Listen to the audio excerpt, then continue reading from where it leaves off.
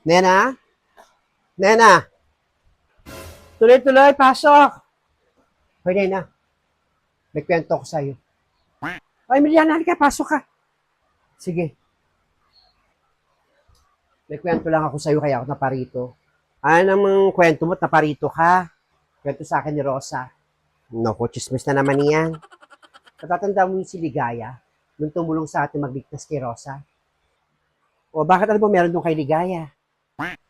Narinig niya na malakas yung boses ng hilaw mong biyanan, ng hilaw nating biyanan, na sinasabi niya na hindi raw totoong anak ni Blandina. Yung hawak niya ngayon, yung pinabinyagan nila. Nagpapaniwala ka doon. Eh, ganyan ba talagang eksakto narinig ni Ligaya? Yung sinabi sa'yo. Sigurado si Ligaya. Tama doon yung pagkakarinig niya. Kaya pala, yung nasa bahay kong si Blandina, hindi ko nakitang lumaki yung tiyan. Eh, ba't mo naman kinakwento yan sa akin, Emiliana? Wala, sinabi ko lang sa'yo. Siyempre, may karapatan pa rin naman yung kambal mo na malaman kung sino yung tatay nila at yung si Peter. Kung totoo man yan, eh sana lumabas na yung katotohanan. Eh naku, wala na akong pakalam kay Peter. Malaman niya man o hindi na anak niya tong kambal ko, wala na akong pakialam. Maghabol ka kaya kay Peter ngayon. Ay, ayoko. Ayoko na. Ayoko sabihin kay Peter yan. Karapatan mo yun. Tama ka, karapatan ko nga yun. Karapatan ng mga batang malaman na amo na si Peter, pero ayoko na ng gulo. Sinabi ko lang sa'yo para aware ka. O salamat kung sinabi mo. Papasalamat ako. At sana nga lumabas na rin yung katotohanan kung totoo man yung mga pinagsasabi mo. Kumain ka na ba? Kumain na kami.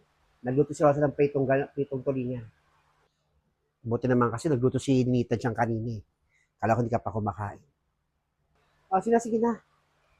Punta ako sa palengke, magpapalaba ako. Ayoko maglaba. Punta ako sa laundry shop. O, sige na. Tama, magpalaba ka na. Hirap ako rin, papalaba din ako eh. Punta ako mamaya sa laundry shop. Iwan ko itong mga bata dito kay Ninita. Sige, dyan ka na. Ingat!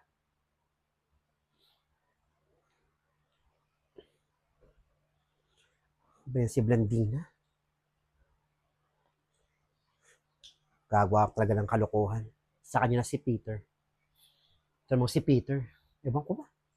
Inita oh. A few moments later. O Inita ha, ikaw na bahala dyan. Ay naku. Nakatulog na rin pala si Ninita. At least tulog yung mga bata. Punta muna ako sa labas. Maybe na kung diaper.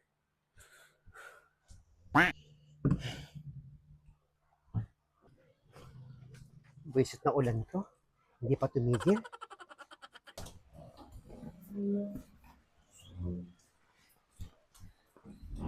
Emiliano yan. Ang galing siguro yung kaya Nena.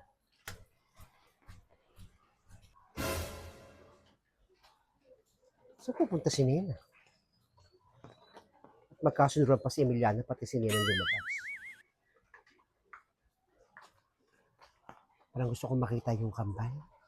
Hindi ko alam bakit iba yung pakiramdam ko sa kambal na yun. Mapuntahan nga. Malamang si Ninita nagbabantay. Mapuntahan, gusto kong makita yung kambal. Bakit sarado si Negra? Malamang siguro tinatama. Himala. Wala yung chismosang Feli. Sarado ang bahay. Tamang-tama. Wala si Nena. Gusto kong makita ko ang mga apo ko. Alam kong apo ko yan.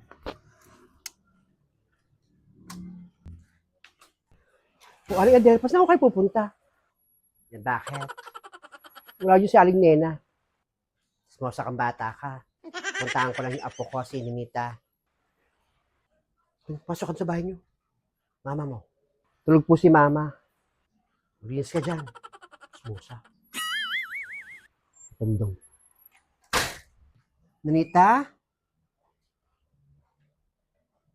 Ninita, lola mo to.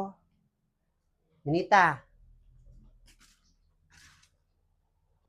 Ninita?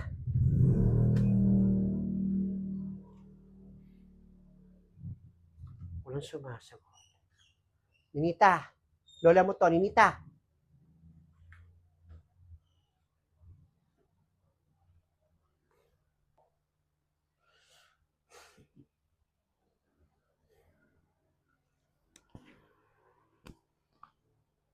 Malamang tulog. Ito siguro yung daddy ng mga bata. Ipapag-DNA test ko to para malaman ko kung mga apo talaga sila.